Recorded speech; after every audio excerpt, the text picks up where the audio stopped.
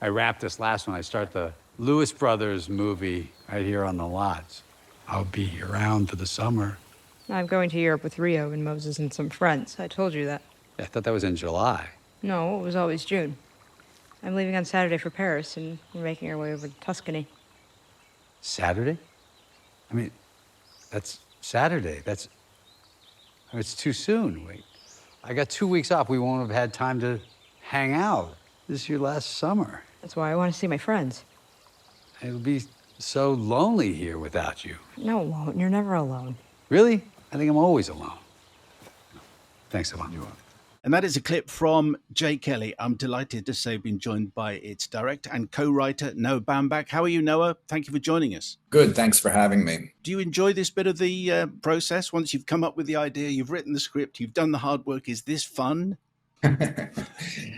Well, I mean, I would say what's the difficult part of it is having to talk about something that's so fresh. Yeah. You've just made. It's always easier to talk about things that you made a while ago than it is to talk about the thing you just made. But, I do my best. Is that because you're not quite sure what you think, or you're not quite sure what other people think? Well, I think you make the movie in a way to understand what you think. I mean, it's like you have all these things, obviously, feelings, thoughts, ideas that go into making it, but the meaning is not something that I'm really conscious of while I'm making it. The meaning kind of reveals itself maybe as the movie is made. So, I mean, I can kind of scratch around, sure, try to come up, oh, well, I think I meant this, I think I meant that. But it's really for other people to discover and to have their own experience of. So, yeah, to have me then butt in and say, well, I thought it was this. And someone says, well, actually, I felt this. And I think, well, oh, great. What you felt is probably right. Okay. So tell us about Jay Kelly. Who is Jay Kelly? And was that always going to be the title? 2 questions in one there. Jay Kelly is a movie actor who is also a famous movie actor. So I guess we call him a movie star. And he's played by George Clooney. And he's in the movie going through a crisis of sorts, maybe a crisis of an identity crisis of some kind. He goes on a journey. The journey both takes him into Europe, but it also takes him into his past. And I think in terms of the title, yes, I mean, essentially it was the title fairly early on, but you never know for sure until you're totally done with it. But yes, it was the only title I've had. I didn't have an alternate title. And was it always going to be George Clooney? I think pretty early on. I mean, once Emily and I kind of had the character, like once we knew who Jay Kelly was and what the movie was, then George, we were thinking, well, who could do this? And George was our ideal. Okay. And the challenging thing, I would imagine, never having acted myself, is it's one thing to play yourself, maybe in a documentary. It's one thing to play another character, but to be a lot of yourself and then just move it slightly, because it feels as though there's a lot of George in this character, but obviously he's not being him, he's being Jay Kelly. You're asking him, is that quite a difficult role for him to do? No, because that's the illusion, I mean, that's, if you have a movie star play a movie star, of course it invites this point of identification from the audience, as it should. This is him. He's playing a version of him, but he's really not. He's playing a character that's quite different from him. So really, it's just, he plays the character just as if you were playing a dentist or something. It's just that there's this built-in sort of mirroring that is there for the audience.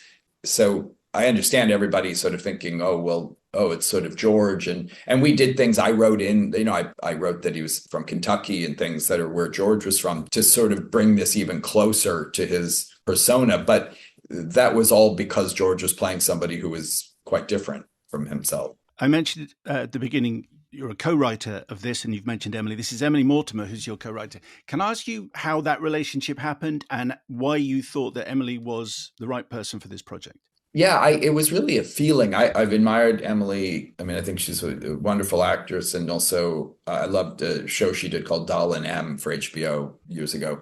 And we got to know each other because I cast her kids in White Noise. And we got to know each other better. We'd known each other a little bit socially over the years. And I had sort of various strands of things for this movie.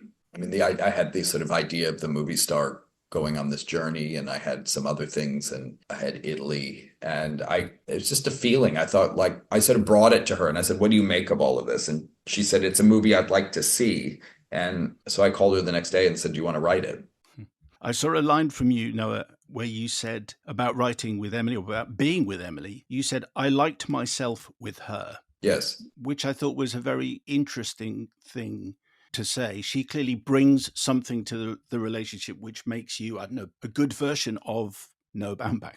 Yes, that's true. I mean, I think that's true of all the best collaborators, that not only are they bringing whatever brilliance they bring, that you're also, it triggers, whatever. It's like you find yourself being kind of more exploratory, more inventive, more inspired, funnier, more profound, smarter. We were talking about the art of co-writing recently. Daniel Day-Lewis was on the show, and he was talking about working with his son, Ronan, who's directed this film, Anemone. And so most people will understand the father-son dynamic. You've written with your partner, Greta, obviously famously in Barbie, and we get that kind of the partner dynamic. Right? Finding someone else who you can work with every day in a very intense way, that must be quite a difficult. I just think that relationship with someone else must be something worth treasuring. When you find it, you need to run with that. I think so too. I think, because it's kind of impossible unless it isn't. And it's like, I mean, I just liked seeing her every day, and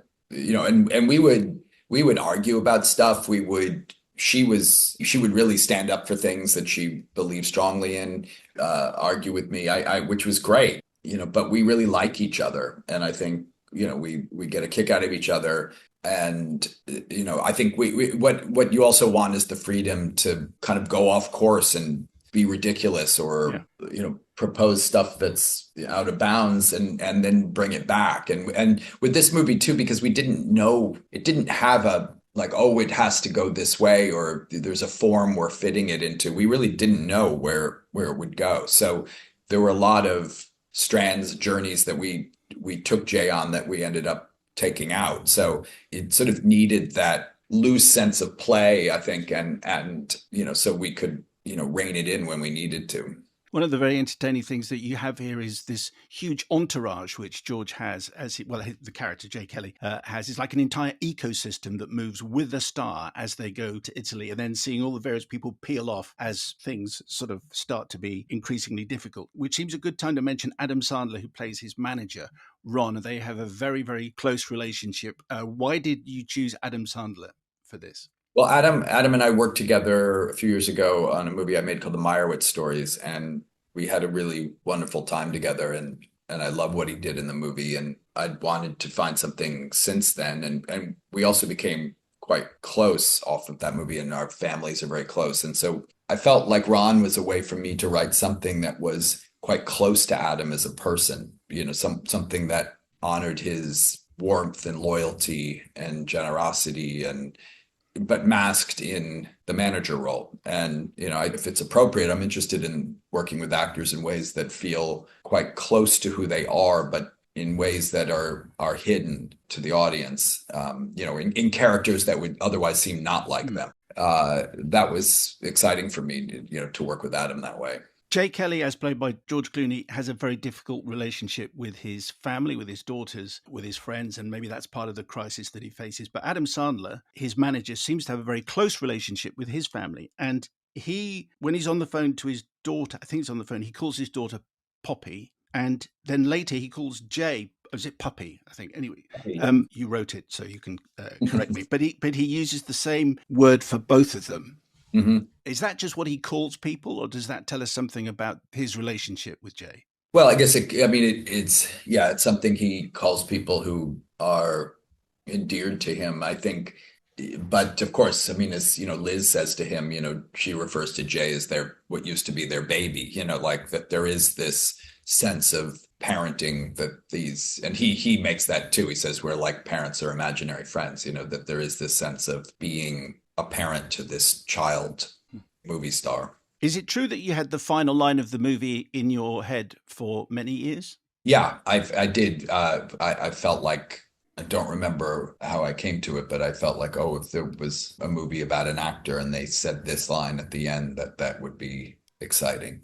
Yeah. I find that difficult to talk about the end, but you've mentioned Italy quite a lot. I just think it feels as though you always knew the destination of this story, that it was only going to finish in one place. I knew it would go to Italy. I didn't know how we would get there and what would happen when we got there, but I did know that I wanted it to end up in Italy and Tuscany in particular. Can I just ask you, as a creator, really, to use the kind of the broadest term I can possibly come up with, as the co-creator of the Barbie movie, one of the cultural events in cinematic history, it'll be in the history books, how that movie landed. Does that impact the way you make films after that? Does it ripple out into the way you make your other films?